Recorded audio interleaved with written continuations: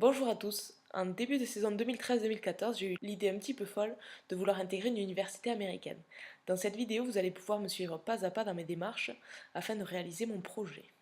Cela va retracer toute l'année post-départ. Je vous laisse regarder et bon visionnage. Alors la première étape de mon projet, je l'ai appelée m'entourer pour être mieux guidé. Beaucoup de joueurs font appel à des agences spécialisées qui placent les athlètes dans les universités. Moi j'ai la chance de connaître quelqu'un sur place, en la personne de Michael. Alors Mickaël va être mon guide tout au long de l'année. Il s'est déjà renseigné pour moi, il m'a expliqué toutes les démarches à faire pour pouvoir intégrer une université. Et il va bien sûr me suivre normalement tout au long de l'année, pas à pas, pour voir si tout est en bonne voie. Donc voilà, la première étape, c'est s'entourer. Merci Mickaël. Alors l'étape numéro 2 de mon projet, ça va être de m'inscrire et d'être répertorié dans un des championnats universitaires. Alors je m'explique, il existe plusieurs championnats universitaires. Après avoir discuté avec Michael, je ne suis pas éligible dans tous les championnats, malheureusement, ils ne veulent pas tous de moi. Voilà, donc en fait j'ai choisi le championnat NAIA. Pour être éligible, ça va se passer en 2 temps, si j'ai bien compris, parce que tout est in English, bien sûr. Donc, dans un premier temps, il va falloir valider son profil. Pour valider son profil, il y a toute une liste de tâches à faire. Ça commence par remplir un questionnaire, en donnant des informations sur soi, sur son tennis et sur ses études. Ensuite, il faut envoyer ses relevés de notes, en les envoyant en français et en anglais. Et pour finir, il va falloir un score minimum à un test d'anglais, donc ça je vous en parlerai un petit peu plus tard. Alors pour ma part, le processus est en marche. Je continue à compléter mon dossier. Une fois que j'aurai validé mon profil, la NAIA définira si je suis éligible ou pas. Je vous tiendrai au courant bien sûr, en temps et en heure. Alors dans le petit clap précédent, je vous ai parlé d'un test d'anglais. Ce test d'anglais s'appelle le SAT. Pour être éligible en NAIA, il faut attester d'un assez bon niveau scolaire. Il faut donc avoir au minimum 860 points pour être éligible. Le SAT, qu'est-ce que c'est? Le SAT, c'est un test comprenant de l'anglais et des mathématiques.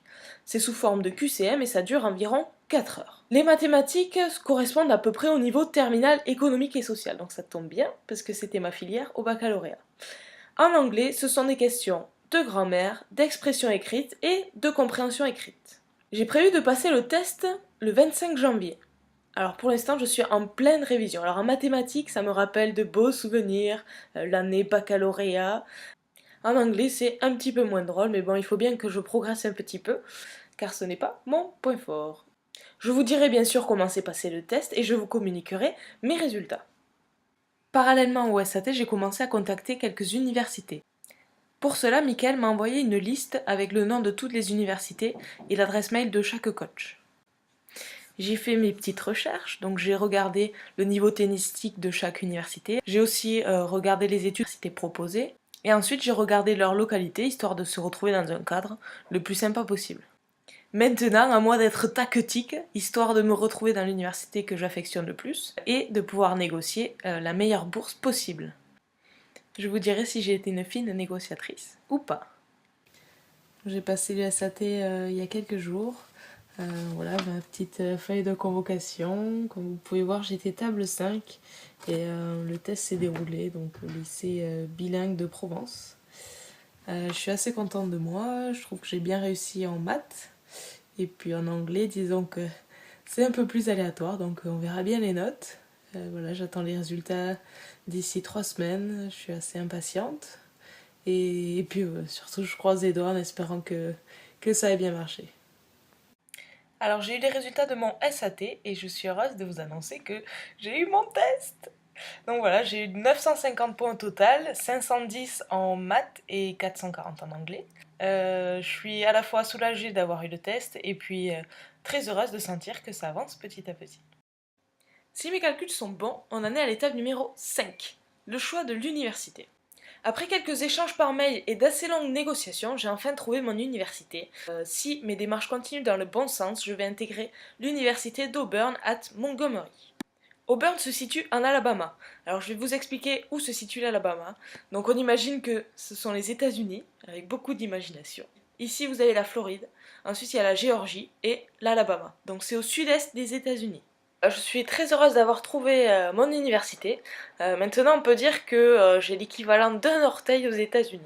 Voilà, j'aurai le premier pied aux États-Unis quand j'aurai le TOEFL, donc il me manque un test d'anglais pour pouvoir intégrer l'université. Et puis on pourra dire que j'aurai les 2 pieds aux États-Unis quand je serai éligible. Je vous tiens au courant. Alors samedi 29 mars, je vais passer le TOEFL. C'est un test d'anglais qui regroupe compréhension écrite, compréhension orale, expression écrite, expression orale. Le test dure un peu plus de 4 heures. Voilà, il se fait face à un ordinateur. L'université me demande un score de 60 sur 120, donc avoir la moyenne. J'ai bien sûr révisé mon anglais parce qu'on va pas se mentir, c'est pas mon point fort. Je suis un peu moins optimiste que pour le SAT. Donc voilà, donc je vais passer quand même le test et puis je vous tiendrai au courant, savoir si ça s'est bien passé ou pas. Mon test du TOEFL s'est moyennement bien passé, un peu comme je le pressentais, je me sentais pas hyper prête. Il faut vraiment le vivre pour savoir ce que c'est, parce que quand on le révise à la maison, c'est pas du tout pareil. En fait, là, on est tous assis devant des ordinateurs avec nos casques sur les oreilles. Et c'est vrai que tout le monde parle en même temps quand il faut parler, donc c'est difficile de rester concentré. Du coup, j'ai trouvé que l'expression orale, je m'étais un peu loupée. En plus, voilà, je trouvais que tout le monde parlait super bien à côté de moi et du coup, j'étais un peu complexée. Donc ça m'a un peu déstabilisée. Et puis je trouve que j'ai loupé aussi l'expression écrite. Donc tout ce qui est expression, ça a été assez difficile. Et au niveau de la compréhension, par contre, compréhension orale, j'ai bien compris, et pour la compréhension écrite aussi, ça allait. Après, voilà, on n'est jamais sûr, surtout que c'est en anglais, donc je peux pas forcément vérifier mes réponses et être sûr à 100%. Donc, ben, je pense que je dois repasser ce test-là. J'ai déjà regardé un petit peu les dates, voilà. Bon, j'attends les résultats quand même, mais je suis pas hyper confiante. Donc, on verra bien. Depuis quelque temps, je finalise mon inscription auprès de l'université, donc c'est cool, ça fait son petit bonhomme de chemin petit à petit. J'ai créé un compte d'admission sur leur site internet en donnant des infos perso et en disant un petit peu les études que j'aimerais faire. J'ai aussi rempli la fiche de recrutement pour l'équipe de tennis. Et puis j'ai envoyé mes relevés de notes par courrier en français et en anglais comme j'avais fait pour la NAIA. Pour l'instant, je ne peux pas faire plus, donc il faut attendre les résultats du TOEFL. Je pense les avoir vers le 10 avril, donc gros suspense. En tout cas, je vous tiens au jus. Une grosse surprise aujourd'hui, j'ai eu mon TOEFL. Honnêtement, j'y croyais pas du tout, donc je suis vraiment très très contente. Par contre, je suis assez déçue parce que à l'oral, à l'anglais, ils m'ont dit que j'avais un niveau limited. Je cite leurs notes, des difficultés à vous comprendre à l'oral dû à votre prononciation. Et honnêtement, je comprends pas du tout. Je trouve que I speak English very well with a good pronunciation. donc, euh, donc voilà, je trouve ça un peu injuste de leur part de m'avoir mis cette note-là. Honnêtement, je vais aller porter réclamation. Non, je plaisante. Je suis hyper contente d'avoir mon test. C'était tout ce que je leur demandais, avec ou sans bonne prononciation, vraiment. C'est pas important. Il fallait avoir 60 points, j'en ai eu 69. Donc voilà, c'est génial, je suis contente. Voilà, qu'une chose à dire. Yallah! Ça fait un petit moment que j'ai pas fait de petite vidéo, donc j'ai plein de choses à dire aujourd'hui.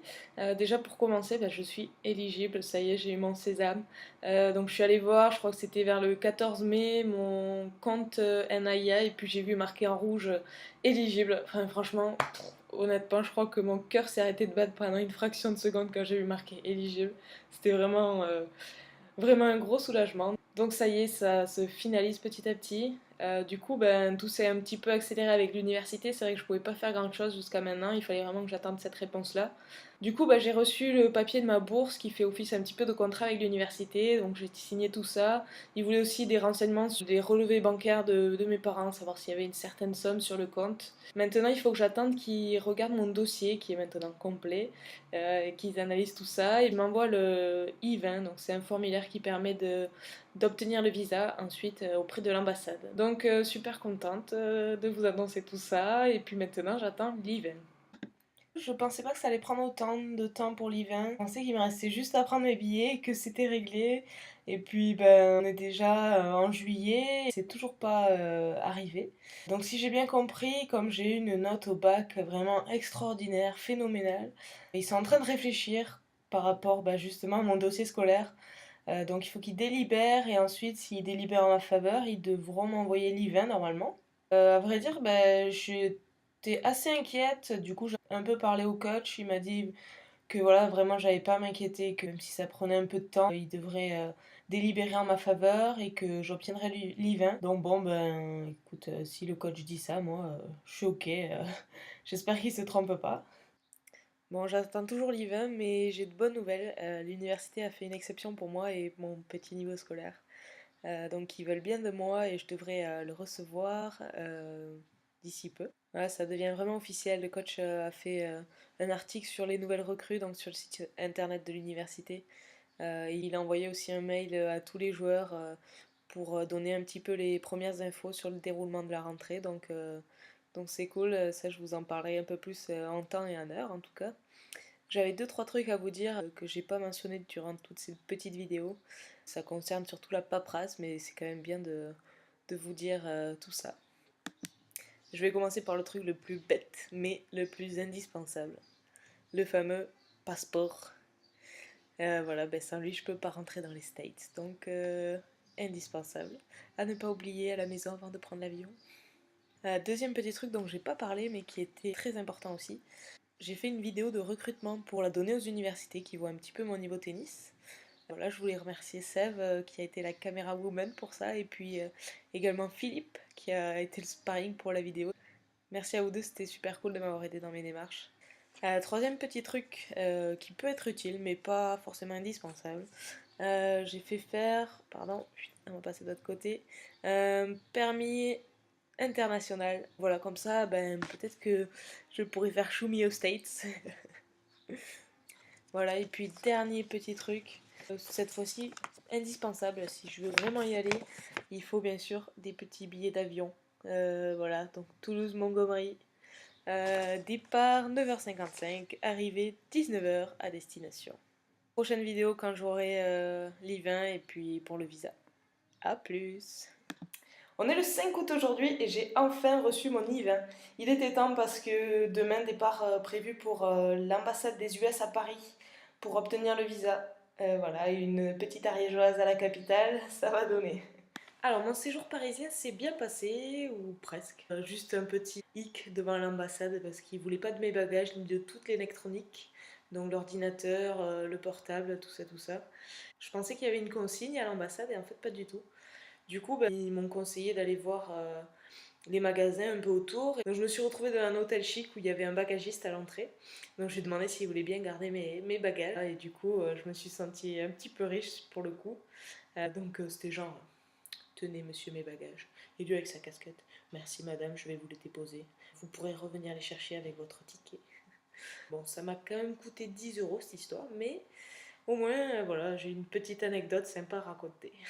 Donc après ce petit épisode, enfin voilà, tout s'est très bien passé. C'est un petit peu comme à la boucherie, donc chacun a son ticket avec son numéro et puis il faut attendre son tour. On doit aller à un premier guichet où on donne tout le dossier, prend nos empreintes et puis ensuite on se rassoit et on va à un deuxième guichet où là il faut parler anglais et il te demande en fait les raisons de ton séjour. Rien à dire, c'était très sympa, ça s'est bien passé. Donc maintenant, ça y est, les démarches sont finies. Il était temps, un petit peu, à une semaine du départ. Je voulais remercier une dernière fois Mickaël, voilà, parce que si je peux partir, c'est quand même en grosse partie grâce à lui. Du coup, c'est cool, vraiment, merci Mickaël. Puis, c'était la dernière petite vidéo pour cet article. Je pense que la prochaine petite vidéo se fera outre-Atlantique, dans un autre pays, un pays lointain. Pour clôturer cette petite vidéo, je voulais faire un petit truc un peu comme dans les films. Et couper.